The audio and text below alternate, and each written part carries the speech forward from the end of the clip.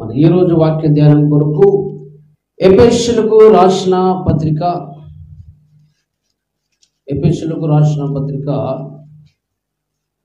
4వ అధ్యాయము 15వ వచనము మనము చదువుకుందాం. ప్రేమ కలిగి సత్యము చెప్పుచు క్రీస్తు వలె ఉండుటకు మనమన్ని విషయములలో ఎదుగుదము. ప్రార్థన చేసుకుందాం.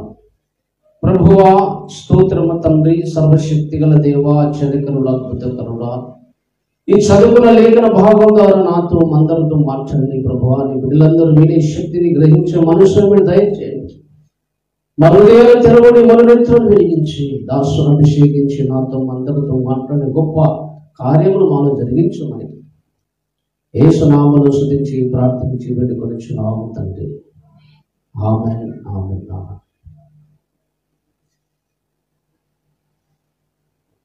సౌండ్ క్లారిటీ వస్తుందా? దేవునికి స్తోత్రం. హల్లెలూయా. క్రీస్తునందు దేవుని బిడ్డలారా, ఇక్కడ మనకు పరిశుద్ధాత్మ దేవుడు ఒక విషయాన్ని బయలుపరుచు, ప్రేమ కలిగి సత్యము చెప్పుచు అనే మాట ఇక్కడ రాయబడింది. ప్రేమతో మనము ఏం చెప్పాలి చెప్పండి? సత్యము చెప్పాలి. నీకు తెలిసిన సత్యము, గ్రహించిన సత్యము, అలాగే ఎలా చెప్పాలంటే ప్రేమ కలిగి చెప్పాలి. ప్రేమ లేని సత్యము, మర్మాలు అంత వ్యర్థము. అది ఎదుటి వ్యక్తి హృదయాలలో కార్యము జరిగించాలి. యేసుక్రీస్తు ప్రభు కూడా ఈ లోకంలో ఆయన చెప్పిన సత్యం అన్ని కూడా ఎలా చెప్పాడు? ప్రేమ కలిగి. ప్రేమ కలిగి అలాగే మనము సత్యం చెప్పాలి, సువార్త ప్రకటించాలి, ప్రేమ కలిగి ప్రార్థన చేయాలి. ప్రేమ కలిగి ఏ పని చేసినా అందులో ఏముండాలి? ప్రేమతో చేయాలి. చాలా మందికి నా సేవ జీవితంలో అనేక గ్రామాల్లో వెళ్ళినప్పుడు కొంతమంది సేవకులు చూశాను, విశ్వాసులు చూశాను. సువార్త చెప్పేటప్పుడు కూడా యేసు ప్రభు నామంలోనే రక్షణ అందరికీ తెలుసు. ఎవరైనా భూమి మీద నుండి పరలోకానికి వెళ్ళాలంటే, మోక్షానికి చేరాలంటే ఒకే ఒక మార్గం ఉంది, అది యేసు మార్గం. నేనే మార్గము, నేనే సత్యము, నేనే జీవము, నా ద్వారా తప్ప తండ్రి వద్దకు ఎవడు రాడు. అది ముస్లిం ఉండని, హిందూ ఉండని, ఏ మతం ఉండని, ఇండియా, అమెరికా, ఏ కులమైనా, ఏ భాష అయినా, ఎవరైనా పరలోకానికి చేరాలంటే యేసు ప్రభు ద్వారానే వెళ్ళగలరు. ఎందుకంటే మనుషులందరము పాపులము, మనందరిలో పాపం ఉంది. అలాగే మనము పాపలు పుడుతున్నాం, పాపంలో జీవిస్తున్నాం. పాపంలో చనిపోతే పరలోక రాజ్యం దొరకదు, మోక్షము దొరకదు, నిత్య అగ్నిగుండము, నరకం అనే శిక్ష ఉంటుంది పాపం ద్వారా. కాబట్టి ఆ పాపము అలాగే చనిపోకముందు మనం కడుక్కుంటే అలాగే మనకు పరలోక రాజ్యము, మరణము లేని మహిమలోకం మనకు ఉంటుంది. హల్లెలూయా. దానికి మంచి ఎగ్జాంపుల్, చాలా మంచి ఉదాహరణ అలాగే మీకు కూడా చెప్పడానికి ఎవరికి అవకాశం ఉంటుంది. ఏంటంటే ఇప్పుడు ఈ వర్షాకాలము చాలాసార్లు మనము పొలానికి పోతాం, అవునా కదా? వర్షాకాలం ఎక్కడ పోతాము? పొలానికి పోతాం. పొద్దున్న మనం పొలం పోయేటప్పుడు మనం మంచిగా స్నానం చేసి, ఇక స్త్రీలైతే కొంతమంది మంచి పౌడరు, పేర్లని మంచి ఉందుకొని మంచిగా తయారై పొలానికి పని పోతారు. పురుషులైతే వాళ్ళు ఇవన్నీ పాటించరు, ఎందుకంటే స్త్రీలకు అది సహజ లక్షణం కాబట్టి. అయితే పొలానికి మనం పోతాం, పోయేటప్పుడు స్నానం చేసి శుభ్రంగా పోతాం. పోయిన తర్వాత ఇంటికి వచ్చేటప్పుడు మనము ఎట్లా వస్తుంది చెప్పండి? పొలం అంతా దినమంతా పనిచేసిన తర్వాత ఇంటికి వచ్చేటప్పుడు ఎట్లా వస్తాము? ఇంకా వర్షాకాలం బూడిద, దుమ్ము, ధూళి అని అంటించుకొని మనము వస్తాం. పొద్దున్న ఎట్లా ఫ్రెష్గా పోయినామో మళ్ళీ వచ్చిన అట్లా మనము ఉన్నాం. ఇప్పుడు మీరు ఎవరైనా మీరు ఊహించుకోండి, మీరు కానీ మీ భర్త కానీ భార్య కానీ పిల్లలు కానీ ఎవరైనా ఇంట్లో ఉన్నారు, మీరు దినమంతా పనిచేసి ఇంటికి వచ్చారు. ఇంటికి వచ్చిన తర్వాత బాగా అలిసిపోయినది, కానీ కాలు కడుక్కొని ఏం కడుక్కొని చక్కగా పోయి లోపల పడుకుంటాను, నాకు మంచి బెడ్ వేయండి, లేకపోతే షాప్ వేయండి, నేను ఇంట్లో పోయి పడుకుంటాను నేను అని మీరు చెప్పారు అనుకోండి. మీకు మీ భార్య అయినా పిల్లలైనా లోపల రానిస్తారా? ఏమంటారు? పండుకోనైనా కానీ ఫస్ట్ కాళ్ళు కడుక్కో. నా మీద నీ ప్రేమ లేదా? నీ భర్తను కాదని అదేంటిది? అలసిపోతే నాకు అర్థం చేసుకోలేకపోతున్నావు. నీ మీద ప్రేమ ఉంది, నీ మటన్ వంట చేస్తా, ఇంకేమైనా చేస్తా, కానీ ఫస్ట్ కాలు కడుకుంటున్నా. నాకు ఓపిక నేను కడుకోను, నేను సూపర్ పోయి చక్కగా పోయి బెడ్ మీద పడుకుంటా. అది కాలంతా బురద ఉంది, కంప ఉన్నది. ఆ కంపు లోపల తెస్తే నీ పక్కన ఎవరు పండుకుంటారో ఇట్లా మేము పండుకోవాలా? చాలా అసహ్యకరంగా ఉంటుంది. ఫస్ట్ ఏం చేయాలి? కాలు కడుక్కొని లోపలికి రావాలి. అరే నాకు ప్రేమ లేదా? ఇదేమన్నేమిది? సొంత భర్త లోపల రానిస్తలేరు, లేదా సొంత తండ్రి రానిస్తలేరు, అలసిపోయిన లోపల వచ్చి పండుకుందామని రానిస్తలేని పంచని పెడితే ఊరందరికీ పిలిస్తే ఊరోళ్ళు ఎవరు తిరుగుతారు? ఫస్ట్ దమ్మకులో దానికేమన్నా తెలివి ఉందా? ఇంటికి పండుకోగానే కాలు కడుక్కొని పడుకోవచ్చు కదా. నాకు ఓపిక లేదు, నేను కడుక్కోను అంటే రానిస్తారా చెప్పండి? నీ మీద ఎంత ప్రేమ కలిగిన కుమారుడైనా కుమార్తెలైనా తల్లి అయినా తండ్రిని ఎవరైనా సరే మురికి అంటించుకొని వస్తే ఎంత ప్రేమ ఉన్నా సరే నీకు లోపల రానిస్తారా? రానించదు. నీకు చేత కాకపోతే నేనైనా కడుగుతా, కానీ నువ్వు మాత్రం కాలు కడుక్కోకుండా లోపలికి రావద్దు అంటాడు. కనుక పిల్లలారా, మరి దేవుడు కూడా అదే చెప్తున్నాడు. దేవుడు పరిశుద్ధుడు. ఈ లోకంలో పుట్టినప్పుడు నీ ఆత్మను పరిశుద్ధంగానే నీలో పంపించాడు. 60 సంవత్సరాలు, 30 సంవత్సరాలు, 40 సంవత్సరాలు, కొన్ని సంవత్సరాలుగా ఈ లోకమనే ఈ పొలంలో మనం పని చేసి పాపమని బురద అంటించుకొని ఆ తండ్రి దగ్గర పోతాంటే ఆయన రానిస్తాడా? చెప్పండి. ఒకవేళ పాపం చేసినా సరే, మురికి అంటించుకొని వచ్చినా సరే, దేవుడు నాకు రాణించాలి అని మీరు అడిగితే దేవుడు ఏమంటాడు? నీ భార్య కానీ నీ కూతురు కానీ ఎవరైనా సరే శరీరం అంతా బురద అంటించుకొని లోపల రాణిస్తావా? మీరు రాణిస్తే దేవుడు రాణిస్తా అంటాడు. దేవుడు మీరు రాణిస్తారా చెప్పండి? కాలు కడుక్కొని ఇల్లు రావాలి. ఈ మట్టి శరీరంలో, మట్టి గల ఇల్లులో బురద అంటించుకొని వస్తేనే మనకి అంత అసహ్యకరంగా ఉన్నది. మరి పరలోక తండ్రి ఆయన పాపం లేని పరిశుద్ధమైన లోకము, పాపం లేని పరిశుద్ధమైన ఇల్లు, ఆయన పవిత్రుడు దేవుడు. అలాగే లోకమంతా పాపం చేసి అలాగే నా పరలోకానికి నాకు ఇంట్లో రానియాలంటే ఆ దేవుడు ఎలా రాణిస్తాడు? ఒక బురదను అసహించుకుంటారు, మట్టి బురద, మట్టిని దుమ్ముని అసహించుకొని మీరు ఇంట్లో రాణిస్తలేరు, కడుకొని రమ్మని చెప్తారు. ఇప్పుడు దేవుడు అదే అంటున్నాడు, నా ప్రియ కుమారుని నేను మీ అందరి పాపం కొరకు అలాగే బలిగా అర్పించాను, రక్తం చిందించగా ఆ యేసు రక్తంలో మీరు పాపం కడుక్కొని నా దగ్గర రండి, లేకపోతే నేను రానినంటాడు ఆయన. హల్లెలూయా.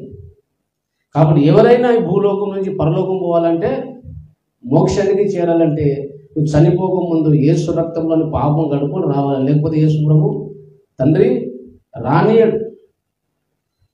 కాక ఇంకా కంపల్సరీ ఎట్లా ప్రేమగల దేవుడు కాబట్టి దేవుడు రాణించాలంటే మరి ప్రేమగల భార్య, ప్రేమగల మీ కొడుకును, ప్రేమగల మీ పిల్లలు ఎవరు రాణిస్తారా నీకు? ప్రేమ ఉన్న నీ మీద ఉంది, కానీ కడుకోవడానికి నీకేం కష్టము? ఒక్క నిమిషం కాలు కడుకోవడం పెద్ద కష్టమా? యేసు ప్రభువు నామములో పాపం ఒప్పుకొని బాప్తిసం పొందడము, పాపలు ఒప్పుకోవడం కష్టమా? అది సులువైన కార్యం కదా. యేసు రక్తంలోని పాపం గడుకోవాలి కదా. మరి యేసు రక్తంలో పాపం గడుకోకుండా మరి ప్రభువుని పరలోకానికి ఎలా రాణిస్తారండి? రాణిస్తారా? రాణించాడు. కాబట్టి పరలోకానికి ఎవరైనా వెళ్ళాలంటే అది యేసు ప్రభు రక్తంలో పాపం కడుకొనే పరలోకానికి రావాలి. అది ఏ మతమైనా, ఏ భాష అయినా, ఏ ఊరైనా. హల్లెలూయా. దేవునికి స్తోత్రం కలుగుగా. ఎందుకంటే రక్తము చిందింపకుండా పాప క్షమాపణ కలగదు. మనిషి పాపం అనేది రక్తం ద్వారానే కడగబడుతుంది. కాబట్టి యేసు ప్రభు శిలువ మీద మనందరి పాపం కొరకు శిక్ష అనుభవించి, వేదన పడి, శ్రమపడి, తన అమూల్యమైన పరిశుద్ధమైన రక్తం శిలువ మీద కార్చి మరణించి సమాధి చేయబడి తిరిగి మూడో దినమున ఆయన లేచాడు. ఆ యేసునామముందు విశ్వాసం ఉంచి యేసునామములో పాపాలు ఒప్పుకొని బాప్తిసం పొందితే నీ పాపాలన్నీ క్షమిస్తాడు. చనిపోయిన తర్వాత పరలోకమున ఆ ఇంటిలోకి దేవుడు నీకు రాణిస్తాడు. దేవునికి మహిమ కలుగునుగాక. హల్లెలూయా. ఈ విధంగా మనం సువార్త చెప్పడం ఎట్లా ఉన్నది? యేసు నమ్ముకుంటే పరలోకం లేవు, నరకం పోతే పో, నీ ఇష్టం అంటే ఎట్లుంటుంది సువార్త? ఎదుటి వ్యక్తిని చాలామంది నాకే నేను దేవుని నమ్ముకున్నాను అతి గర్వం కూడా ఉండదు. మన భారంతో ప్రేమతో ఎదుటి వ్యక్తిని మనము అలాగే స్వార్థ ప్రకటించాలి. గుండెల్లో ప్రేమతో మనం స్వార్థ ప్రకటించాలి. ఆ టైంలో దేవుడిని పరిశుద్ధాత్మ ఎలా నడిపిస్తాడో నీకు తెలుసు. ఆ సిచ్యుయేషన్ బట్టి వ్యక్తిని బట్టి దేవుడి జ్ఞానం ఇచ్చి వాడుకుంటాడు. అందులో దేవుడు ఉన్నాడు. హల్లెలూయా. కానీ మనం సువార్త ఎలా చెప్పాలి? ప్రేమతో చెప్పాలి. హల్లెలూయా. కాబట్టి సత్యం చెప్పేటప్పుడు, ఈ సత్య సువార్తను ప్రకటించేటప్పుడు, అలాగే ఏదైనా ఒక సత్యం తెలిసిన తర్వాత ఆ సత్యం అనేది ప్రేమతో చెప్పాలి. ఎందుకంటే అది క్రీస్తు వలె యేసు ప్రభు కూడా సత్యమును ప్రేమతో చెప్పాడు. హల్లెలూయా. ఈ విషయాన్ని చెబుతూ పౌలు భక్తుడు ఏమంటాడంటే, అక్కడ ఇంకో విషయం చెప్తాడు. అక్కడ క్రీస్తు వలె ఉండుటకు ఎవరెవరు ఉండాలని చెప్పండి? యేసునందు విశ్వాసం ఉంచిన మనం అందరం ఎలా ఉండాలి? క్రీస్తు వలె ఉండుటకు మనం అన్ని విషయములలో ఎదుగుదము. అన్ని విషయాలలో క్రీస్తు వలె మనము నడుచుకోవాలి, ఉండాలి. అన్ని విషయాలు. ఎన్ని విషయాలు? అన్ని విషయాలలో. పోయినదా ఇంతకుముందు ప్రసంగం చేశాను. మన రక్షణ పొందింది యేసు వైపు చూసే రక్షణ పొందినాము. మన రక్షణ కొనసాగించాలంటే కూడా యేసు వైపు చూస్తూనే నువ్వు కొనసాగాలి. ఇక్కడ సేవకులు చూసినా పడిపోయే అవకాశం ఉన్నది, భక్తులను చూసినా ఆ లోపాలు ఉంటాయి, పడిపోయే అవకాశం ఉన్నది. కాబట్టి మనము మనసులో ఎవరైనా పడిపోవచ్చు. బీలాం ప్రవక్త భ్రష్టుడు అయిపోయాడు. ఏ సేవకుడైనా భ్రష్టుడు కావచ్చు, ఏ విశ్వాసైనా భ్రష్టుడు కావచ్చు, విశ్వాసం తొలగిపోవచ్చు. వాళ్ళ వైపు ఎప్పుడు చూడొద్దు. మనం రక్షణ పొందింది యేసు వైపు చూసి రక్షణ కొనసాగించాలి. యేసు వైపు కొనసాగిస్తే నువ్వు ఎప్పుడు కూడా తప్పు చేయాలని ఆలోచన నీకు రానే రాదు. ఎప్పుడైతే మనుషుల వైపు చూస్తావో, తాను వ్యక్తి తప్పు చేశాడు కాబట్టి నేను కూడా చేయొచ్చు, తాను ఏదో భక్తుడు చేశాడు కాబట్టి నేను కూడా చేయొచ్చు అని వస్తుంది. అందుకే హెబ్రీయులకు రాసిన పత్రిక 11వ అధ్యాయం అంతా ఇంటికి పోయి చదవండి. తర్వాత ఆది కాండంలో ఉన్న భక్తులందరి గురించి చెప్పిన తర్వాత 11వ అధ్యాయం ముగింపు అయిపోయిన తర్వాత 12వ అధ్యాయం ప్రారంభంలో పౌలు భక్తుడు అన్నాడు, ఇంత గొప్ప సాక్షి సమూహం ఉన్నప్పటికీ వాళ్ళ వైపు చూసి కాదు బాబు, యేసు వైపు చూసి మనము అలాగే ఓపికతో మనము పరిగెత్తాలంటాడు. దేవునికి మహిమ కలుగునుగాక. హల్లెలూయా. హల్లెలూయా. యేసు చూడాలని ప్రతి అడుగు అడుగున యేసుకు మాదిరి చేసుకోవాలి. యేసు వైపు చూసినామనుకో ఇంకా యేసులాగా నేను ఇంకా ఎదగాలనిపిస్తుంది. కానీ మనసుల వైపు చూసినామనుకో తప్పకుండా పడిపోతా, 100% పడిపోయే అవకాశం ఉంటుంది. ఎందుకంటే ఈ మనిషి ఎప్పుడు ఉంటాడో ఎప్పుడు పడిపోతాడు ఎవరు గ్యారంటీ తెలియదు. మనసు వైపు చూసినా అందరు పడిపోతారు. హల్లెలూయా. కాబట్టి మనం ఎవరి వైపు చూడాలి? యేసు వైపు చూస్తూ మనం ముందుకు సాగాలి. హల్లెలూయా. అలాగే యేసు వలె ఉండుటకు మనం పిలువబడ్డాం. ఎవరి వలె ఉండాలి చెప్పండి? యేసునందు విశ్వాసం ఉంచిన ఎవరి వలె ఉండాలి? క్రీస్తు వలె ఉండాలి. ఎన్ని విషయాలలో? అన్ని విషయాలలో మీరు ఎదగాలి. క్రీస్తు వలె ఉండుటకు అన్ని విషయాలలో మనం ఎదగాలి. నువ్వు ప్రతి విషయంలో యేసు ప్రభులాగా నడుచుకోవాలి. దేవునికి స్తోత్రం కలుగును కాదు. హల్లెలూయా. అందుకే 1 కొరింథీయులకు రాసిన పత్రిక బైబిలు ఈ వచనం మాత్రమే కాదు, అనేక చోట్ల దేవుడు చెప్పాడు. దయచేసి 1 కొరింథీ 11వ అధ్యాయము 1వ వచనము చూడండి. 1 కొరింథీయులకు రాసిన పత్రిక 11వ అధ్యాయం 1వ వచనం. నేను క్రీస్తును పోలి నడుచుకొనిచున్న ప్రకారము మీరు నన్ను పోలి. అపోస్తలుడైన పౌలు భక్త ఎవరి పోలి నడుచుకున్నాడు? ఎవరి పోలి చెప్పండి? నేను క్రీస్తుని పోలి నడుచుకున్నా కావాలి, మీరు కూడా నన్ను పోలి అని. నేను యేసుపురం ఎట్లా అట్లా నడుచుకున్నాను, నన్ను పోలి నడుచుకున్నాం, యేసుపురం పోలి నడుచుకున్నట్టు. అంటే ఈ వచనం ఏం బోధిస్తుంది? నువ్వు కూడా క్రీస్తును పోలి నడుచుకోవాలి. హల్లెలూయా. ఎన్ని విషయాలలో? అక్కడ చెప్తాడు చూడండి. ఇక్కడ పౌలు 2వ వచనంలో మీరు అన్ని విషయములలో నన్ను జ్ఞాపకం చేసుకో. ఎందుకంటే పౌలు పర్ఫెక్ట్గా 100% 100% పౌలును యేసుప్రభుని పోలి నడుచుకున్న భక్తుడు ఒకే ఒక భక్తుడు ఉన్నాడు బైబిల్లో. ఎవరు చెప్పండి? పౌలు ఒకటే. పాత నిబంధనలో కానీ కొత్త నిబంధనలో కానీ అన్ని విషయాలలో పర్ఫెక్ట్గా సంపూర్ణంగా ఒక సిద్ధి పొందడానికి ఒక విశ్వాసి ఒక భక్తుడు సంపూర్ణ సిద్ధి పొందడానికి ప్రతి విషయం ఎలా ఉండాలో అలా 100% యేసుప్రభుని పోలి నడుచుకున్న వ్యక్తి ఒకే ఒక వ్యక్తి ఎవరంటే పౌలు. హల్లెలూయా.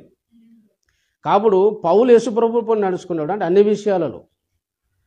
విషయాలలో పౌలును మనం పోలి నడుచుకోవాలంటే యేసుప్రభుని పోలి అన్ని విషయాలు నడుచుకోవాలన్నాడు. అందుకే అన్ని విషయాల్లో ఎదగాలని మన మూలవాక్యంలో కూడా చెప్పాడు. హల్లెలూయా. అలాగే ఎఫెసీయులకు రాసిన పత్రిక 5వ అధ్యాయము 1వ వచనం చూడండి. ఎఫెసీయులకు రాసిన పత్రిక మీరు ఎవరి పోలి నడుచుకోవాలి చెప్పండి? దేవుని పోలి. దేవుని అంటే యేసుప్రభుని పోలి నడుచుకోవాలి. హల్లెలూయా. కాబట్టి యేసుప్రభుని పోలి నడుచుకోవాలి. అన్ని విషయాలలో క్రీస్తువులేమో నడుచుకోవాలని మన లేఖనము సెలవిస్తుంది. హల్లెలూయా. కాబట్టి పిల్లలారా, మరి యేసుప్రభు ఎలా నడుచుకున్నాడు? క్రీస్తువులే మనం ఉండుటకు అన్ని విషయాలలో ఎదగాలి. అన్ని విషయాలలో మనం యేసుప్రభుని పోలి మనం నడుచుకోవాలా. కాబట్టి యేసుప్రభు అలాగే ఎలా నడుచుకున్నాడు ఒకసారి మనము చూద్దాము.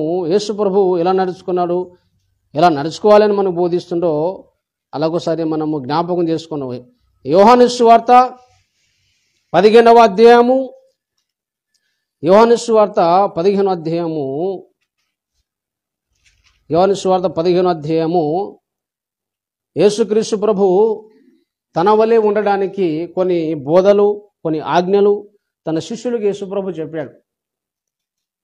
క్రీస్తు వలె ఎలా ఉండాలో యేసుప్రభు బోధించాడు, అలాగే నేర్పించాడు. దయచేసి యోహాను సువార్త 15వ అధ్యాయము 12వ వచనం చూడండి. నేను మిమ్మల్ని ప్రేమించిన ప్రకారము మీరు ఒకని ఒకరు ప్రేమింపవలనని అనుటయే నా ఆజ్ఞ. నేను మిమ్మల్ని ప్రేమించిన ప్రకారం మీరు ఒకరిని ఏం చేయాలి? ప్రేమ చేయాలి. కాబట్టి ప్రేమ లేనివాడు నావాడు కాదండి వేసారు. నీలో ప్రేమ ఉండాలి.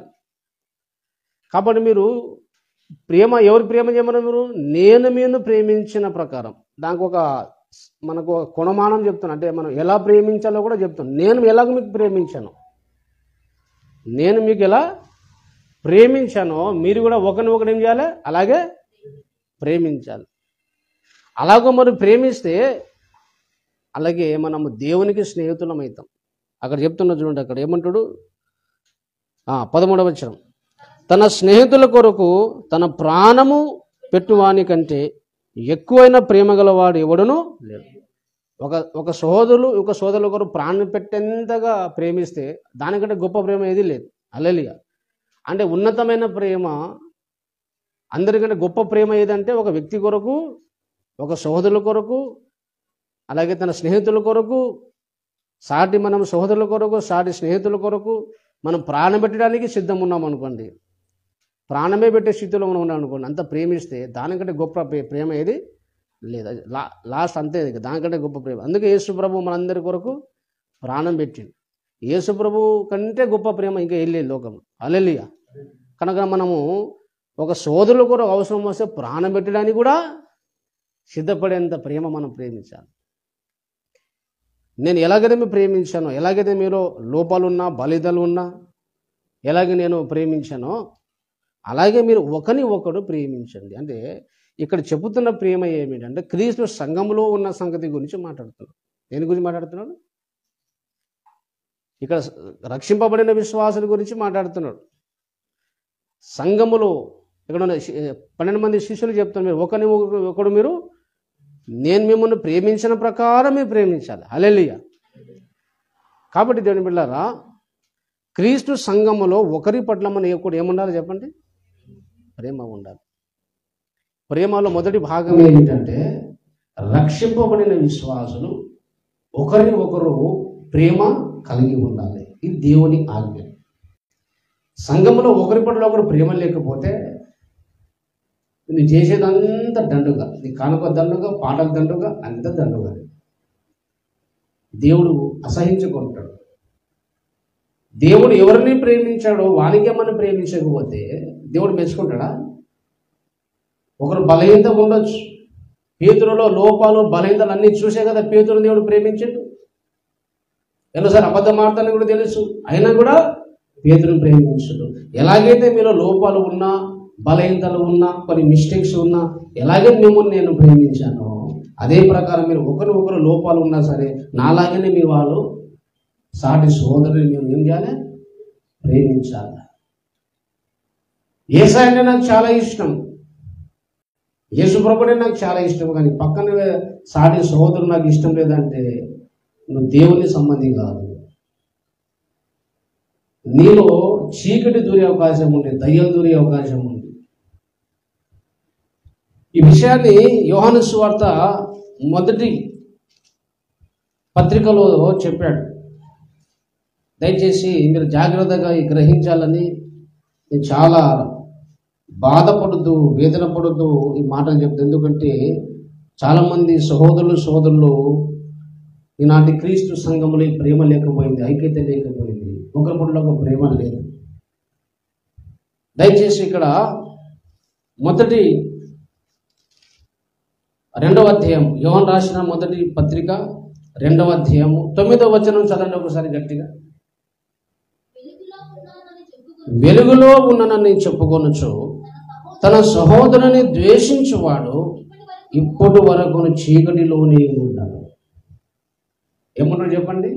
నేను వెలుగు సంబంధిని, దేవుని సంబంధిని అని నువ్వు చెప్పుకుంటూ సాటి రక్షింపబడిన విశ్వాసిని, సాటి సోదరుని నువ్వు అలాగే నువ్వు ద్వేషిస్తే, అలాగే నువ్వు ఎవరి సంబంధం చెప్పండి? ఎక్కడున్నావు?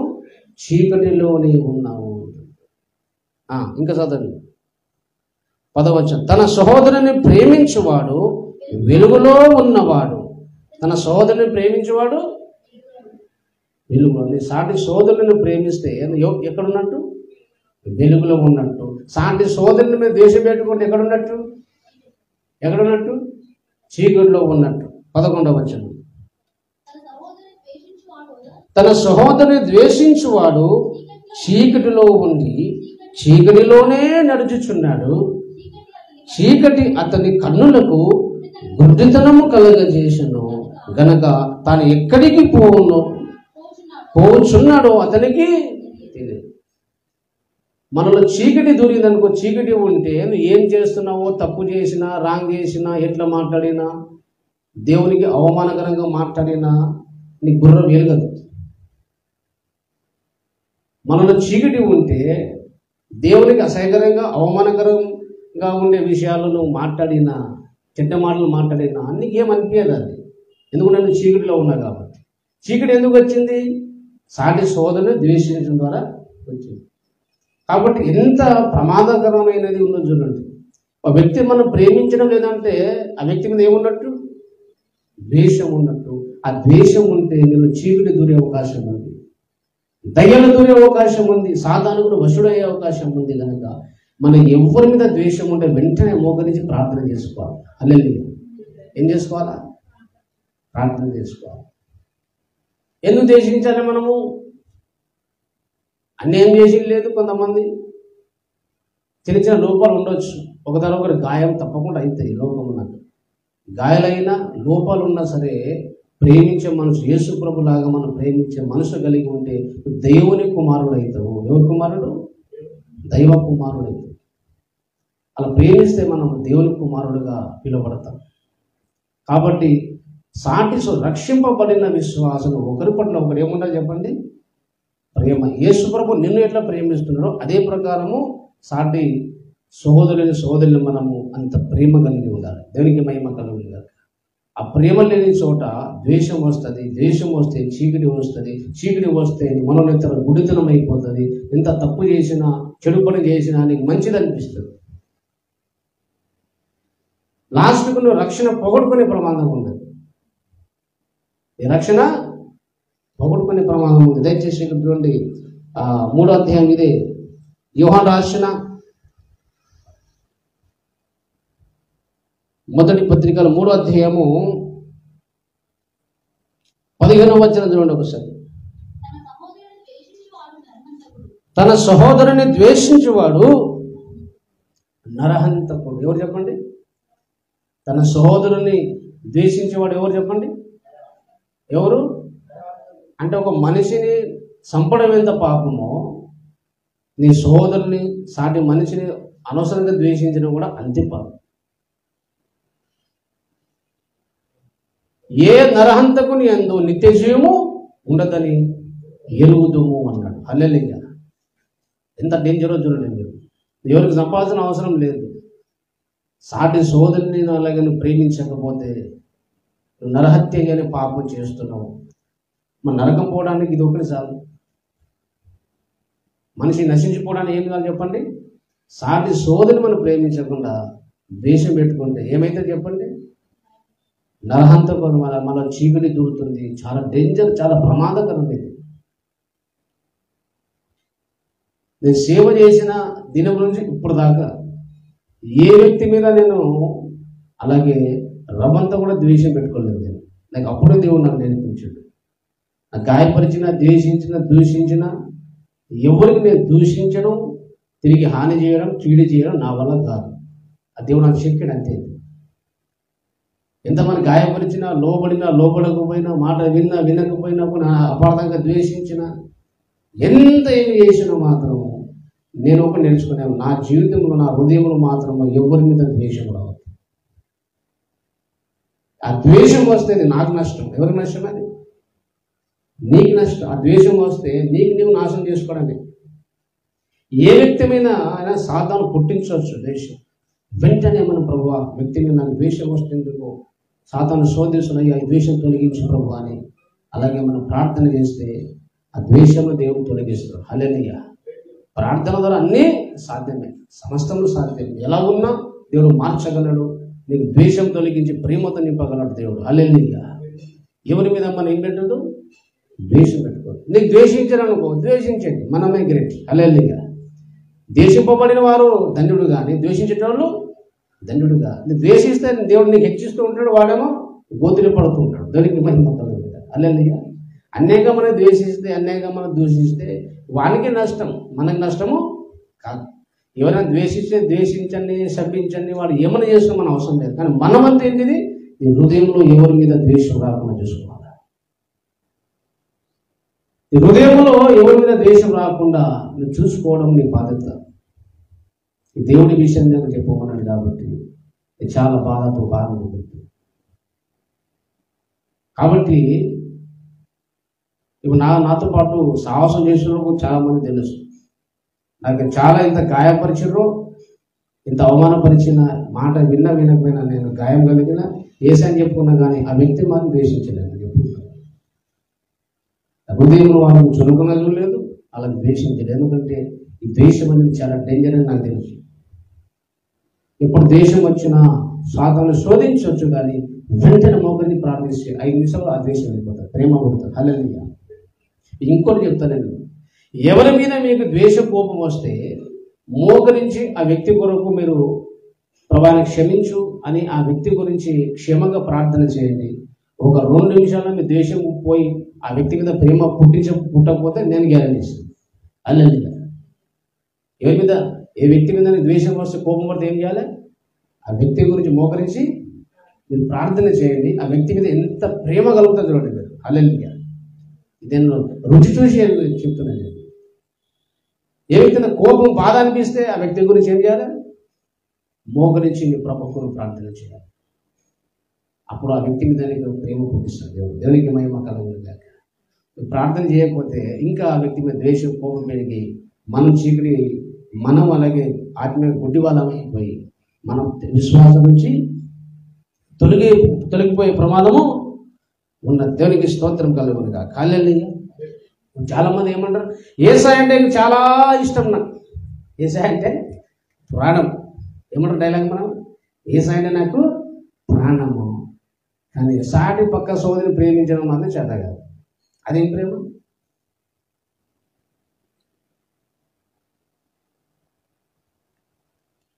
దేవుడంటే నీకు ఇష్టం, కానీ దేవుని పిల్లలంటే నాకు ఇష్టం లేదంటే, ద్వేషిస్తున్నామంటే నీ ప్రేమ అబద్ధము అంటాడు దేవుడు. ఏమంటాడు?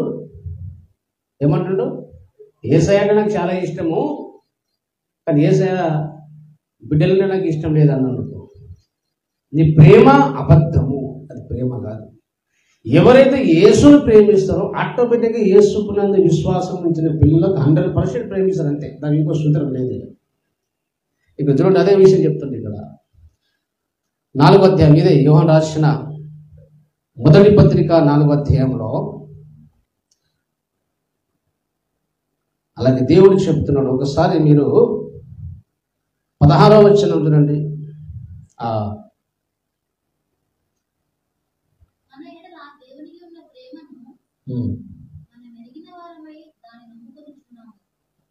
పదహారవది ఏమన్నాడు చూడండి, మన ఎడల దేవునికున్న ప్రేమను మనం ఎరిగిన వారమై దాన్ని నమ్ముకొనిచున్నాము. దేవుడు ప్రేమ స్వరూపి అయి ఉన్నాడు.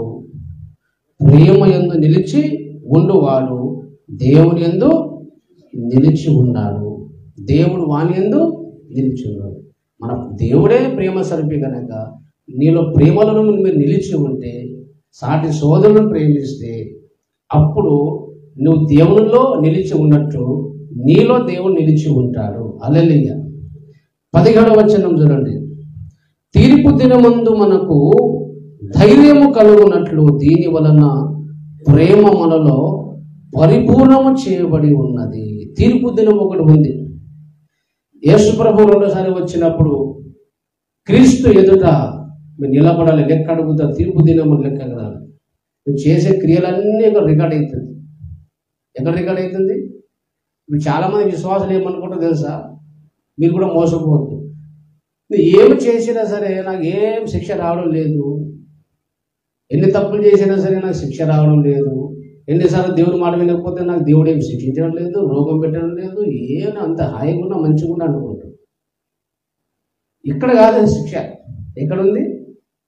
నువ్వు చేసిన క్రియలను బట్టి నువ్వు చనిపోయినా అక్కడ లెక్క, అక్కడ రికార్డ్ అవుతుంది. ఎక్కడ? పరలోకంలో. ఇక్కడ ఏమేం చేస్తున్నావు అన్ని రికార్డ్ అవుతుంది. పరలోకం పోయిన తర్వాత అలా లెక్క అడుగుతాడు. ఆ తీర్పు దినం ముందు దేవుని దగ్గర ధైర్యంగా నిలబడాలంటే నువ్వు ప్రేమ కలిగి జీవించాలి. సాటి సోదరిని ప్రేమించేటప్పుడు, ప్రేమ కలిగిన వ్యక్తి దేవుని దగ్గర ధైర్యంగా నిలబడతాడు. దేవునికి మహిమ కలుగుతుంది. హల్లెలూయా. ప్రకటన గ్రంథంలో చూడండి, చివరి అధ్యాయంలో దయచేసి దేవుడు నాకు ఏం చెప్తలేదు, ఏం శిక్షించడం లేదని నేను మోసపోవద్దు. పరలోకంలో పోయిన తర్వాత అక్కడ తీర్పు ఉన్నది. దయచేసి మీరు చూడండి 11వ వచనం చూడండి, చివరి అధ్యాయం ప్రకటన గ్రంథం 22వ అధ్యాయము 11వ వచనం. అన్యాయం చేయవాడు ఇంకను అన్యాయమే చేయనిము, అపవిత్రుడైన వాడు ఇంకను అపవిత్రుడుగా ఉండనిము, నీతిమంతుడు ఇంకను నీతిమంతుడుగానే ఉండనిము, పరిశుద్ధుడు ఇంకను పరిశుద్ధుడుగా ఉండనిము. ఇదిగో త్వరగా వచ్చుచున్నాను, వాని క్రియల చొప్పున ప్రతి వానికి ఇచ్చుటకు నేను సిద్ధపరిచిన జీతము నా యొద్ద ఉన్నది. హల్లెలూయా. మన అడుగు ఏం ప్రభువా, ప్రపంచంగా ఉన్నాడు, ఒకడు అన్యాయం చేస్తున్నాడు, ఒక నీతిమంతుడు ఉన్నాడు, ఒకడు పరిశుద్ధంగా ఉన్నాడండి ప్రభువా అంటే ఉండని త్వరగా వస్తున్నా, వాళ్ళ కోసం వస్తున్నా. హల్లెలూయా. ఎవరైతే నీతిమంతులు ఉన్నారో పరిశుద్ధం ఉన్నారో వాళ్ళకి ఇవ్వాల్సిన ఆశీర్వాదం జీతం నా దగ్గర ఉన్నది. ఎవరైతే పాపము చేసి అపవిత్రులు అయ్యారో, అన్యాయం చేస్తున్నారో వాళ్ళకి కావలసిన తీర్పు తీర్చడానికి నేను త్వరగా వస్తున్నాను దేవుడు చెప్తాడు. హల్లెలూయా. కాబట్టి ఇక్కడ ఏం అన్యాయం జరిగినా, పాపం జరిగినా, దేవుడు ఏం చేస్తున్నాడు, ఏం శిక్షిస్తాడు, సంపడం లేదే కాదు అని రికార్డ్ అవుతుంది. రెండోసారి వచ్చినప్పుడు దేవుడు తోలిస్తాడు. హల్లెలూయా. కాబట్టి తీర్పు దినం ముందు మనము ధైర్యంగా ఉండాలంటే మనము ప్రేమతో నింపబడాలి. హల్లెలూయా. ప్రేమ ధైర్యమును పుట్టిస్తుందంట. ఏం పుట్టిస్తుంది? ప్రేమ ధైర్యమును పుట్టించను. దేనికి మహిమ కలుగును గాక. యోహాను రాసిన మొదటి పత్రిక 4వ అధ్యాయము 26వ వచనం చూడండి ఒకసారి. ఎవడైనను 4వ అధ్యాయము 20వ వచనం, ఎవడైనను నేను దేవుని ప్రేమించుచున్నానని చెప్పి తన సహోదరుని ద్వేషించిన ఎడల అతడు అబద్ధికుడు. ఏమంటారు మనం మళ్ళీసారి చదవండి. నేను దేవుని ప్రేమిస్తున్నా. నేను దేవుడు అంటే నాకు చాలా ఇష్టం, యేసయ్య అంటే నాకు చాలా ఇష్టం, నేను దేవుని ప్రేమిస్తున్నా అని చెప్పి ఒకడు తన సహోదరుని ద్వేషించిన ఎడల అతను అబద్ధికుడగును. ఎవరన్నా చెప్పండి. యేసయ్య అంటే నాకు చాలా ఇష్టం కానీ పక్కన వ్యక్తి నాకు ఇష్టం లేదు అనుకో, ఈయన నాకు పడనంటే నీ ప్రేమ అంతా అబద్ధం అంటాడు దేవుడు. నన్ను ప్రేమిస్తే నేను ఎవరిని ప్రేమిస్తున్న వాడిని కంపల్సరీని ప్రేమిస్తాను. అది సూత్రం. ఒకవేళ నీకు పక్కన ఉన్న సాటి సోదరిని అనవసరంగా నువ్వు ద్వేషిస్తున్నావు అనుకో, నేను మీ యేసయ్య మీద నీ ప్రేమనే లేదు. ఎందుకు ద్వేషిస్తానని చెప్పండి. వాడు అన్యాయం చేయడు, వాడు ఏం చేయడు, నష్టం చేయడం, కొంత ఊరికే ద్వేషిస్తుంటాడు.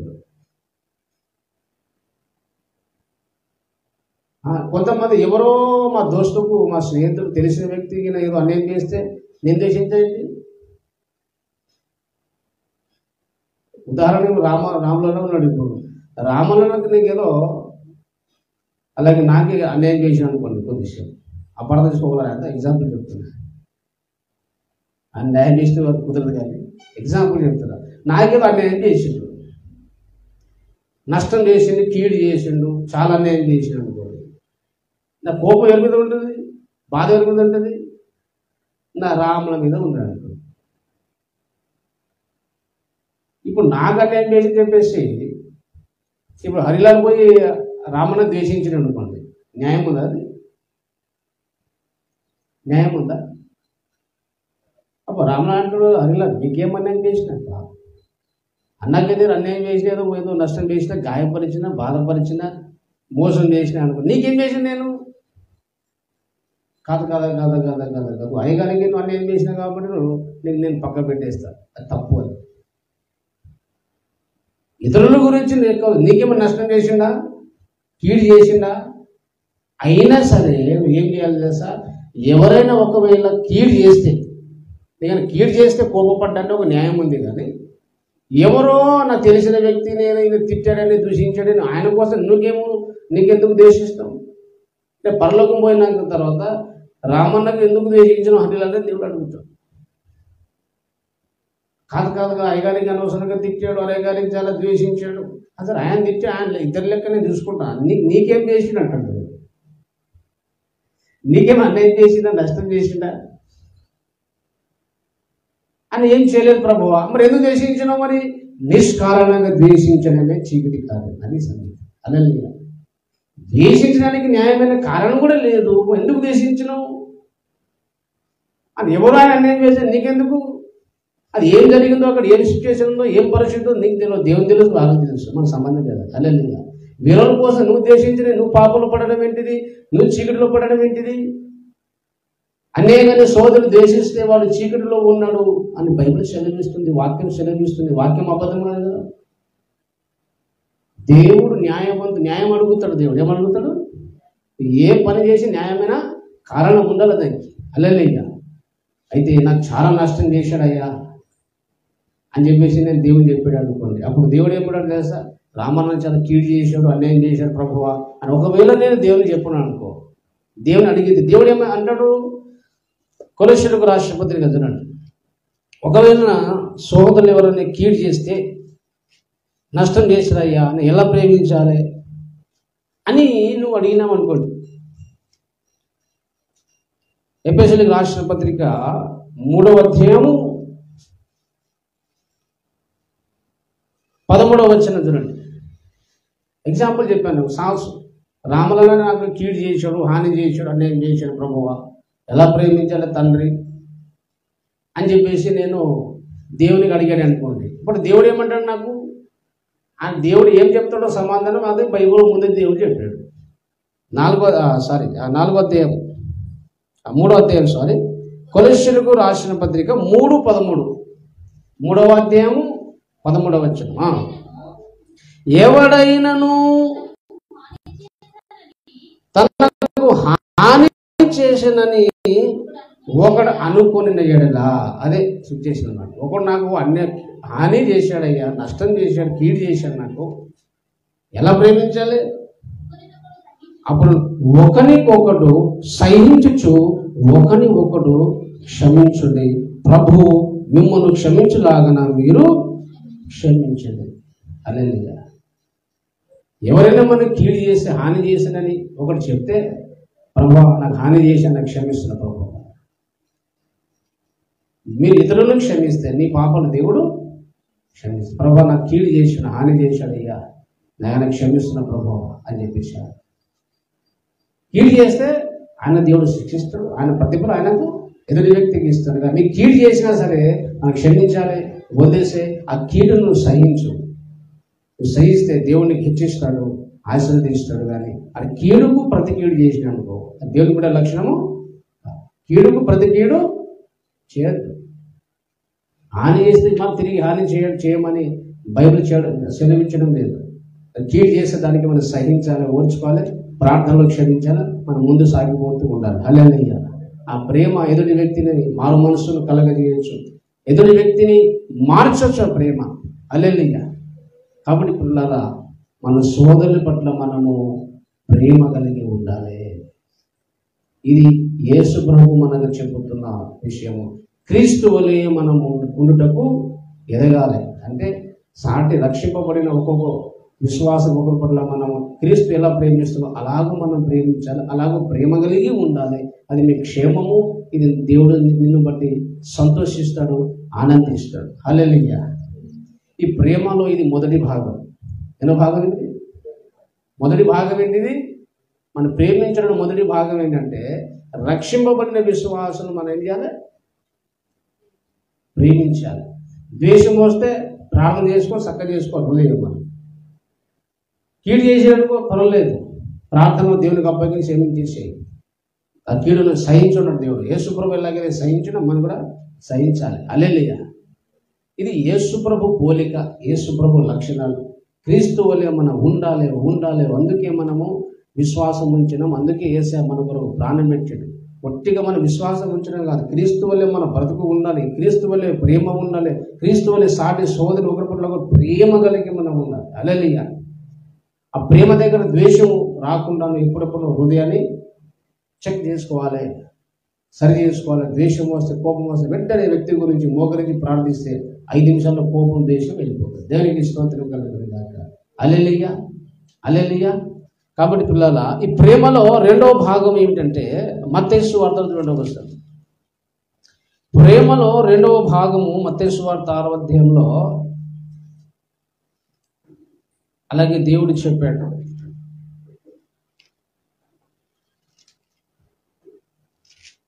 ఒకసారి మనము మత్తయి సువార్తలో ఒక మాట, యేసుక్రీస్తు ప్రభువు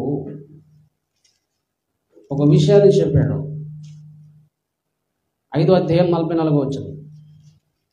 5వ అధ్యాయము 40. నేను మీతో చెప్పుతున్నది ఏమనగా, మీరు పరలోకమందున మీ తండ్రికి కుమారులై ఉండునట్లు మీ శత్రువులను. అబ్బా, ఇది చాలా కష్టం మనకు. హల్లెలూయా. ఈ పక్కన సోదరు ప్రేమించడే చాలా కష్టపడి ఇంకా దూరం ఉన్నది. హల్లెలూయా. దేవునికి స్తోత్రం కలుగుతుంది. యేసయ్య ఏమన్నాడు? మీరు పరలోకమందున మీ తండ్రికి కుమారులై ఉన్నారు. మీరు సృష్టికర్త అయిన దేవుని పిల్లలు అని నిరూపణ ఏంటి? మీరు శత్రువులను ప్రేమించిన ద్వారా ఒక నిరూపణ జరుగుతుంది. మీరు దేవుని పిల్లలు. ఎవరి పిల్లలు? పరలోకపు తండ్రి పిల్లలు, సృష్టికర్త అయిన దేవుని పిల్లలు. ఎందుకంటే మీరు శత్రువులను ప్రేమించడము ఏ మానవునికి సాధ్యం కాదు, ఏ మానవునికి ఇది చేత కాదు. ఎవరైనా మీరు శత్రువులు కూడా అంతగానో ప్రేమిస్తున్నారంటే తప్పకుండా మీరు దేవుని పిల్లలే అని లోకస్తులు సాక్షి చెప్తారు. దేవునికి మహిమ కలుగును. శత్రువులు కూడా మనం ఏం చేయాలి? ప్రేమించాలి. మొదటి భాగమేమో రక్షింపబడిన మనము రక్త సంబంధం రక్షింపబడిన సోదరుని ప్రేమించాలి, అయిపోయింది. రెండో భాగం ఏంటిది? నేను శత్రువులుగా ఎంచే వాళ్ళని, శత్రువులను కూడా ఏం చేయాలి? ప్రేమించాలి. హల్లెలూయా. అది సాధ్యమా అంటే తప్పకుండా సాధ్యం. సాధ్యం చేత కానీ ఏది కూడా దేవుడు ఆజ్ఞాపించాడు. పౌలుకు సాధ్యమైంది, పేతురుకు సాధ్యమైంది, యేసుప్రభుకు సాధ్యమైంది. యేసుప్రభుడే దేవుడు అని అనుకోవచ్చు మనం, అన కదా. మీకు చాలా వచ్చిన ఇప్పుడు స్టెఫెన్కు రాళ్ళతో కొట్టి చంపేటప్పుడు స్టెఫెన్ ఏం చేసిండు? తండ్రి వీరికి క్షమించు అన్నాడు. ఏమన్నాడు? రాళ్ళతో కొట్టి చంపుతుంటే ప్రాణం పోతుంటే స్టెఫెన్ భక్తుడు, దైవ సేవకుడు, పరిశుద్ధాత్మత నింపబడాడు కనుక, ప్రేమత నింపబడాడు కనుక వీరిని క్షమించుము అన్నాడు. అనేమన్నాడు? యేసుప్రభు ఏ కార్యం చేశాడో స్టెఫెన్ చేశాడు, పేతురు చేశాడు, పౌలు చేశాడు, భక్తులందరూ చేశాడు. వాళ్ళందరికీ చేత అయినప్పుడు మనకెందుకు చేత కాదు? తప్పకుండా సాధ్యం అవుతుంది. మనకు చేత కానీ ఏది కూడా బైబిల్లో ఉండదు, అన్నీ మనకు సాధ్యమే. హల్లెలూయా. బైబిల్ ఒక ఆజ్ఞ దేవుడు ఇచ్చాడంటే నీకు చేత అవుతుంది అని అర్థం. హల్లెలూయా. నీకు సాధ్యం అవుతుంది. పరిశుద్ధాత్మత నింపబడిన వారికి మాత్రమే, హృదయమంతా ప్రేమతో నింపబడిన వారికి మాత్రమే శత్రువులను ప్రేమించే శక్తి వస్తుంది. హల్లెలూయా. కాబట్టి శత్రువులను మనము అలాగే ప్రేమించాలని అన్నాడు. అలాగే మిమ్మల్ని హింసించు వారి కొరకు ఏం చేయాలి? బాగా హింస పెడితే ఏం చేయాలి? ఏం రా నాకే హింస పెడతావా? ఏమనుకుంటున్నా అసలు నాకు తెలుసా? నీకు బ్యాక్గ్రౌండ్ చూసినావా? నా సిచ్యువేషన్ చూసినావా? ఏమనుకుంటున్నా అసలు అని తిరిగి నువ్వు హింసించే వారికి తిరిగి దాడి చేస్తే వాళ్ళకి మనకి ఏం తేడా ఉంటుందండి?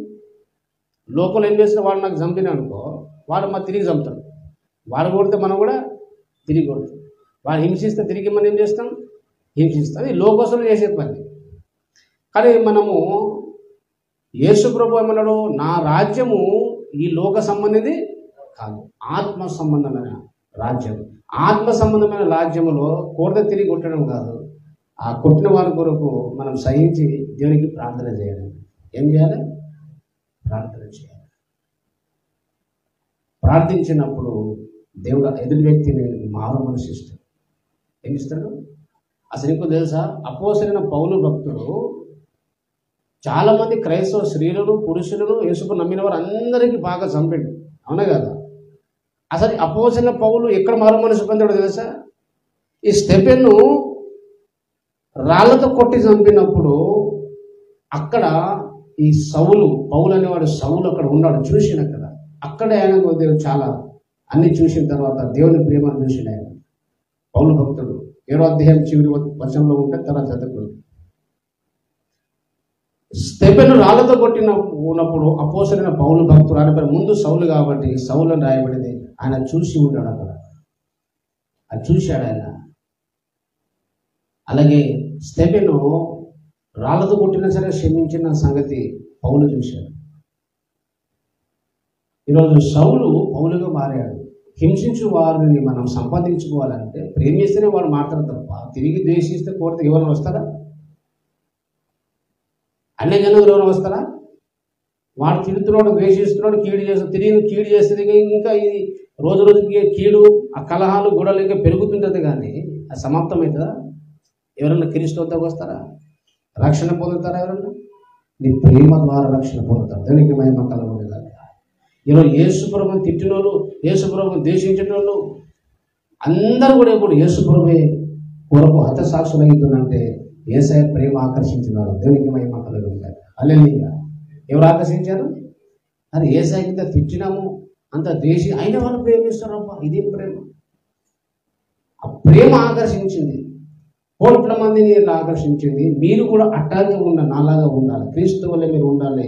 శత్రువులు కూడా మీరు ప్రేమించాలి. హింసిస్తే మీరు ప్రార్థన చేయగా ఎదురు దాడి చేయదు. మళ్ళీ నీ దగ్గర వచ్చే క్షమాపణ అడిగే రోజులు వస్తాయి. దేనికి మహిమ కలుగుతుంది. హల్లెలూయా, హల్లెలూయా. కనుక ఎందుకు మనం శత్రువుని ప్రేమించాలంటే అక్కడ చెప్తున్నారు, కారణం చెప్తున్నారు. 45వ వచనంలో ఆయన చెడ్డవారి మీదను మంచివారి మీదను తన సూర్యుని ఉదయింపజేసి నీతిమంతుల మీదను అనీతిమంతుల మీదను వర్షము కురిపించుచున్నాడు. ఎందుకు మనం శత్రువుని ప్రేమించాలి? కారణం చెప్తున్నాడు. ఏం చెప్తున్నాడు? నేను నీతిమంతుల మీద అనీతిమంతుల మీదనే వర్షము సమానంగా కురిపిస్తున్నాడు. దేవుడు నమ్మని వారి మీద, నమ్ముతున్న వారి మీద, అందరి మీద నేను అలా వెలుగునిస్తున్నాను, వర్షం కురిపిస్తున్నాను. అందరిని నేను ద్వేషించే వారిని కూడా నేను వర్షం ఇస్తున్నా, పంటలు ఇస్తున్నా, నీళ్ళు ఇస్తున్నా. అలాగే మీరు కూడా మీ శత్రువులుగా ఉన్న వారికి, ద్వేషించే వారిని కూడా మీరు ఏం చేయాలి? ప్రేమించండి. హల్లెలూయా. నీకు బాగా ప్రేమించే వారికే ప్రేమిస్తే అలా ఏమైనా ప్రయోజనం ఉందా? ఒక వ్యక్తిని చాలా ఇష్టపడుతుంది కాబట్టి తిరిగి నువ్వు ప్రేమించినాం అనుకో, ప్రయోజనం ఉందా? చెప్పండి, ప్రయోజనం ఉందా? అదే చెప్తున్నా చూడండి, అక్కడ యేసుప్రభు అదే విషయం చెప్తున్నా చూడండి, 46వ వచనం. మీరు మిమ్మల్ని ప్రేమించు వారినే ప్రేమించిన ఎడల మీకు ఏమి ఫలము కలుగును? సుంకరులను అలాగే చేయుచున్నారు. మీరు మిమ్మల్ని ప్రేమించు వారినే ప్రేమిస్తే, అలాంటి వ్యక్తి నాకు బాగా ప్రేమిస్తున్నా కానీ ఆయన ప్రేమిస్తా, ప్రేమించు వారినే నువ్వు ప్రేమిస్తే నీకు ఏం బహుమానం ఉంటుంది? ఏం ఆశీర్వాదం ఉంటుంది? అది గొప్ప విషయం కాదు. నీ శత్రువులు కూడా ప్రేమిస్తే నీకు ఫలం ఉంటుంది, పరలోకం బహుమానం ఉంటుంది. దేవునికి మహిమ కలుగును గాక. హల్లెలూయా, హల్లెలూయా. కనుక పిల్లారా, మనమందరం కూడా శత్రువులను, క్రీస్తు వలె మన శత్రువులను కూడా ప్రేమించాలి, హింసించే వారి కొరకు ప్రార్థన చేయాలి. ఏసేలాగా దేవునికి మహిమ కలుగును గాక. హల్లెలూయా. కనుక ఇట్టి ప్రేమ కలిగి మనం ఉండాలి. ఇట్టి ప్రేమ మనం కలిగి ఉండాలి. దేవునికి మహిమ కలిగి ఉండగాక. కాబట్టి మనందరూ ప్రార్థన చేయాలి, ప్రభువా క్రీస్తు వలె నన్ను ప్రేమతో నింపుము. ఏం చేయాలి చెప్పండి? క్రీస్తు వలె ఏం చేయాలి? చెప్పండి, ప్రేమతో. దేవునికి మహిమ కలుగును గాక. హల్లెలూయా. కనుక పిల్లారా, మనందరం కూడా ఈ యేసుక్రీస్తు ప్రభు వలె ప్రేమ కలిగి ఉన్నాము. ఇంకో మాట చెప్పి నేను వచనం చదివి ముగిస్తాను. దయచేసి చూడండి, హెబ్రీయులకు రాసిన పత్రికలో ఒక మాట చదివి మనం ముగిస్తాము. రెండవ విషయము, యేసుక్రీస్తు ప్రభు 5వ అధ్యాయము 8వ వచనం చూడండి. హెబ్రీయులకు రాసిన పత్రిక, ఆయన కుమారుడై ఉంది తాను పొందిన శ్రమల వలన విధేయతను నేర్చుకున్నాను.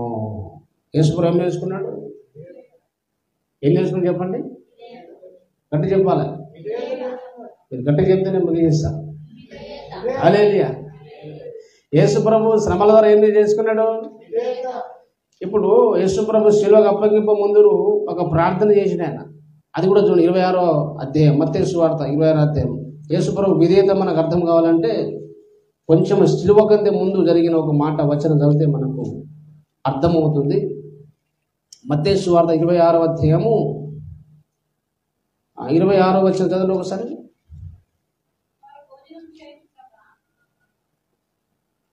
ఒక్కసారి మత్తయి సువార్త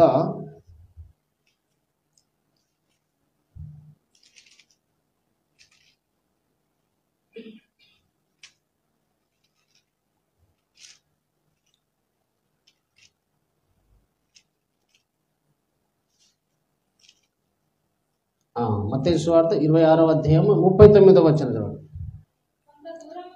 కొంత దూరం వెళ్ళి సాగిలపడి, నా తండ్రి సాధ్యమైతే జరుగును గాక అని ప్రార్థించాడు. యేసు ప్రభువు ఈ గిన్నె అంటే అక్కడ గిన్నెది భౌతికానికి గిన్నె కాదు, యేసు ప్రభువు శ్రమ అనే గిన్నె. ప్రభా శ్రమ శిల మీద మరణించకుండా నీ ప్రజలు రక్షించు నాయన, నీ చిత్తం ఏంటి అన్నాడు. వద్దు, నా చిత్తం కాదు, అలాగే శ్రమ అనుభవించాల్సిందే, శిల మీద అలాగే మరణించాల్సిందే అని తండ్రి చెప్పగానే నీ చిత్త ప్రకారం జరుగును గాక అంటే దేవుని మాట కొరకు ప్రాణం పెట్టేంత విధేయత మనకుండా దేవునికి మహిమ కలుగుతారు. యేసు ప్రభు క్రీస్తు వలె నడుచుకోవాలి అంటే దేవుని మాట కొరకు, దేవుని ఆజ్ఞ కొరకు అవసరం వస్తే ఎన్ని శ్రమలైనా, ఎన్ని గాయాలైనా, ఎన్ని హింసలైనా సహించడానికి అవసరం వస్తే క్రీస్తు దేవుని చిత్తం కొరకు, దేవుని వాక్యము కొరకు, మాట కొరకు ప్రాణమున వదులుకోవడానికి, అలాగే క్రీస్తు వలె మన విధేయత చూపాలి. దేవునికి మహిమ కలుగును గాక. హల్లెలూయా. కాబట్టి శ్రమల ద్వారా మనకు విధేయత నేర్చుకున్నాడు యేసయ్య. ఎలా చెప్పండి? మీకు శ్రమలు వస్తే మీరు బాధపడద్దు. శ్రమలు ఎందుకు వస్తాయంటే దేవుడు నీకు విధేయత నేర్పిస్తాడు. అనేక విషయాలు నేర్పించడానికి శ్రమలు దేవుడు అనుమతిస్తాడు. దేవునికి మహిమ కలుగును గాక. హల్లెలూయా. యేసు ప్రభువుకి విధేయత నేర్చుకోవడానికి ఏం అవసరమైంది? శ్రమలు. కాబట్టి క్రీస్తు వల్లే మనము అంటే అవసరమైంది శ్రమలైనా, కష్టమైనా సరే దేవుడు చెప్పాడు కాబట్టి దాని కొరకు నేను అంత విధేయత చూపాలని, దేవుని మాట కొరకు శ్రమలైనా కష్టమైన ఏమైనా సరే, అవసరమైతే ప్రాణమైనా సరే కానీ దేవుని మాట లోబడతాని అంత విధేయత క్రీస్తు వల్లే మనము చూపాలి. దేవునికి మహిమ కలుగునుగా. హల్లెలూయా. అలాగే ఈ విధేయతలో రెండవ భాగం ఏంటంటే పేతురు రాసిన మొదటి పత్రిక చూడండి ఒకసారి. పేతురు రాసిన దేవునికి మనం విధేయత చూపాలా, దేవునికి మనం సంపూర్ణ విధేయత చూపాలా. దేవుని మాట కొరకు ఎన్ని శ్రమలైనా, గాయమైన, బాధ అయినా అనుభవించడానికి మనము సిద్ధపడాలి. కానీ దేవుని మాటకు మనం మీరొద్దు, దేవుని ఆజ్ఞను మనం తుణీకరించొద్దు, దేవుని వాక్యాన్ని మనం తుణీకరించొద్దు. ఇది యేసు ప్రభువు నేర్పిస్తున్న విధేయత. అలాగే ఆ విధేయతలో రెండవ భాగం ఏమిటంటే పేతురు రాసిన పత్రిక 5వ అధ్యాయము, పేతురు రాసిన పత్రిక 5వ అధ్యాయము ఆ 2వ వచనం నుంచి, 5వ అధ్యాయం 2వ వచనం నుంచి పేతురు భక్తుడు కొన్ని విషయాలు రాస్తున్నాడు. ఈ 3 వచనాలు మనం చదివినప్పుడు విషయం మనకు అర్థమవుతుంది. మొదటి వచనంలో ఏమన్నాడు? తోటి పెద్దను అన్నాడు. ఏమన్నాడు చెప్పండి? పేతురు భక్తుడు ఆయన పేతురు నేను పెద్దని అంటే సంఘ పెద్దని అని ఇక్కడ సంబోధిస్తున్నాడు. తోటి పెద్దనని చెప్తూ 2వ వచనం, బలిమి చేత కాక దేవుని చిత్త ప్రకారము ఇష్టపూర్వకముగాను దుర్లాభాపేక్షతో కాక సిద్ధ మనసుతోనూ మీ మధ్య ఉన్న దేవుని మందను పై విచారణ చేచు దానిని కాయండి. ఇక్కడ సేవకులు చెప్తున్నాడు, సంఘ పెద్దలకు చెప్తున్నాడు. అంటే దైవ సేవకులు మనం చాలాసార్లు చెప్పిన సంఘ పెద్ద, బైబిల్లో పెద్ద అంటే సీనియర్ మోస్ట్ విశ్వాసులు, సీనియర్ మోస్ట్ విశ్వాసులు సంఘ పెద్ద అంటారు చాలా సంఘాలు. అది కరెక్ట్ కాదు. అంటే బైబిల్లో సంఘ కాపురికే సంఘ పెద్ద అని, బోధకుడని, ఉపదేశకుడని, అలాగే అనేక పేర్లతో దేవుడు నాయకుడని సంబోధించాడు. ఇక్కడ సంఘ పెద్దను గురించి మాట్లాడతారు. దైవ సేవకులు సంఘాన్ని, గోరెలను, విశ్వాసులను కాయుతున్న వారి గురించి మాట్లాడుతున్నాడు. ఏమన్నాడు అక్కడ? దేవుని చిత్తం ప్రకారం ఇష్టపూర్వకంగా, అలాగే దుర్లాభాపేక్షత కాక చిత్త మనసుతో దేవుని మందను పై విచారణ చేయొచ్చు. మందను కాయుడు. హల్లెలూయా. మందను కాసే వారికి ఏమంటారు? కాపరి అంటారు. ఏమంటారు? కాపరి. అంటే ఇక్కడ ఏ కాపరి గురించి మాట్లాడుతున్నాడు? సంఘ కాపరి గురించి, దైవ సేవకుల గురించి మాట్లాడు. ఈ సేవకులు ఎలా కాయాలి చెప్పండి? పై విచారణ. పై విచారణ అంటే ఇంగ్లీష్లో ఇంక్వైరీ అనమాట. ఏం చెప్పండి? ఇట్లా మందని కాయాలి, ఎంక్వైరీ చేయాలి. ఏం చేయాలి అంటే ఏ విశ్వాసి ఏ విషయంలో తొలగిపోతున్నాడు, ఏ సిచ్యువేషన్లో ఉన్నాడు, ఏ పరిస్థితుల్లో ఉన్నాడు, ఆత్మస్థితి ఏంటిది, ప్రార్థన చేస్తున్నా, వాక్యం చదువుతున్నా, ఆత్మ ఎంతవరకు ఎదిగారు, అంత విచారణ చేయొచ్చు ఆ మందను కాయాలి. అందుకే సేవకుని పని, సంఘ కాపుని పని చాలా హార్డ్ అన్నమాట. చాలా మానసికమైన బలము, ఓపిక, సహనం ఉంటే తప్ప ఈ మందను కాయడం చాలా కష్టం. చాలా ఓపిక ఉండాలి, చాలా సహనం ఉండాలి. లేకపోతే ఇక మనందరికి ఓపిక లేకపోతే ద్వేషించి, దూషించి మొత్తం సంఘం అంతా మందలన్నీ ఏమైపోతుంది? చెదిరిపోతుంది అని ఆ సంఘ కాపురి అలాగే సేవకుల గురించి ఉపదేశిస్తూ ఆ సంఘ కాపుల గురించి, అలాగే ఆ గొర్రెలు బాగా విచారణ చేయొచ్చు వారిని మందను మీరు కాయడం అన్నాడు. అది చెప్పిన తర్వాత అలాగే 5వ వచనంలో చూడండి. ఇప్పుడేమో గొర్రెల కొరకు చెప్తున్నాడు, అక్కడేమో సేవకుల గురించి, సంఘ కాపుల గురించి నా హెచ్చరిక చెబుతూ, అలాగే 5వ వచనం చూడండి.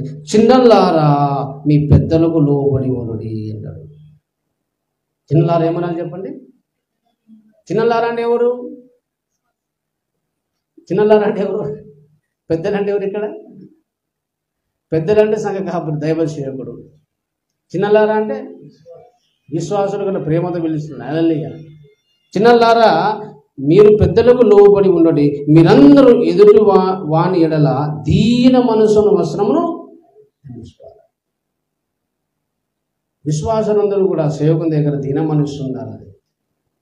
దీన మనసు లేకపోతే ఆపోజిట్ పడి అనేది గర్వం, అహంకారం ఉంటే సేవకుని మాట మీరు వినరు, కాపురి మాట మీరు వినరు. వినకపోతే అలాగే సాతాను మనం తొడలు వచ్చి తినేస్తాడు. గొర్రెల కాపురి లేకపోతే తొడలు వచ్చి ఏం చేస్తే గొర్రెలకు తినేస్తాయి. అందుకే దేవుడు ఏం పెట్టాడు? ప్రతి సంఘానికి కాపురి పెట్టిండు. కాబట్టి విధేయతలో రెండో విషయం ఏంటి? విధేయత అంటే అర్థం ఏంటిది? లోబడడం. చిన్నపిల్లలారా, మీ పెద్దలకు కాపురికి మీరు ఏం చేయాలి? లోబడాలి. మన క్షేమం కలగాలి అంటే, ఆత్మీయ క్షేమం కలగాలి. ఆత్మీయ విషయాలలో, దేవుని విషయాలలో కాపురి చెప్పినప్పుడు సంపూర్ణ విధేయత క్రీస్తు వల్లే మనం చూపాలి. అది లేఖనం చెప్తున్న సత్యం. అలాగే హెబ్రీయులకు రాసిన పత్రిక 13వ అధ్యాయము 17వ వచనం చూడండి. హెబ్రీయులకు రాసిన పత్రిక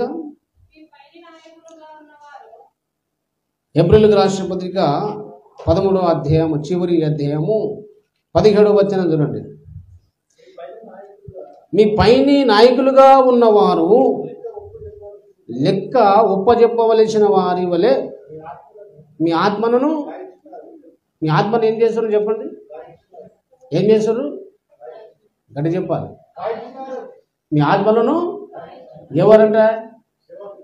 అక్కడ కూడా చెప్పాలి వచనం. మీ పై ఉన్న నాయకులు మీ ఆత్మలను కాయిస్తారు. అని రాజకీయ నాయకులు ఆత్మను కాస్తారు. నాయకులు అంటే ఎవరు ఇక్కడ? సేవకునే ఇంకో పేరేమున్నది ఇక్కడ? నాయకులు. మీ పైన ఉన్న నాయకులు సేవకులు మీ ఆత్మలను కాయచ్చు. ఎందుకన్నా వాళ్ళ లెక్క అడుగుతాడు. ఏమడుగుతాడు? వాళ్ళ లెక్క చెప్పవలసిన వారి వల్లే ఉన్నారు వాళ్ళు. ఎంతమంది సంఘానికి ఆత్మను అప్పగిస్తే ప్రతి విశ్వాసి గురించి లెక్క అడుగుతాడు.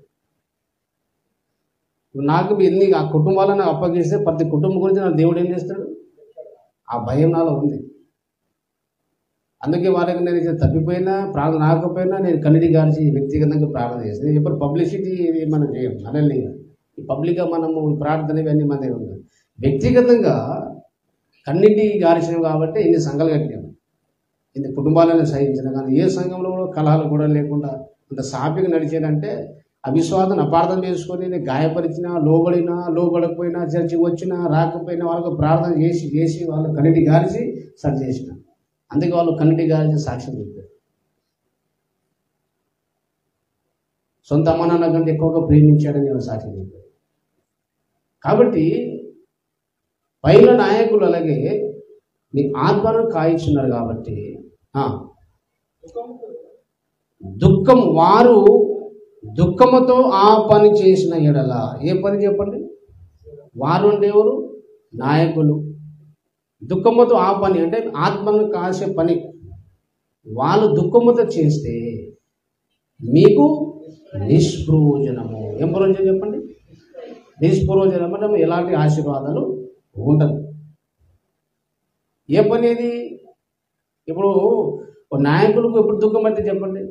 పోనీ ఇప్పుడు మీ మేకలో గొర్రెల్లో మీరు ఎప్పుడు మేసేది అనుభవం ఉంది అందరికి, అవునా కదా? చిన్నప్పుడు అయినా సరే మేకలు కానీ గొర్రెలు కానీ అన్ని మీరు మేపారు, అవునా కదా? ఎప్పుడైనా మేక ధర కానీ గొర్రెల ధర కానీ మీకు బాధ కోపం వచ్చిందా? వచ్చిందా లేదా?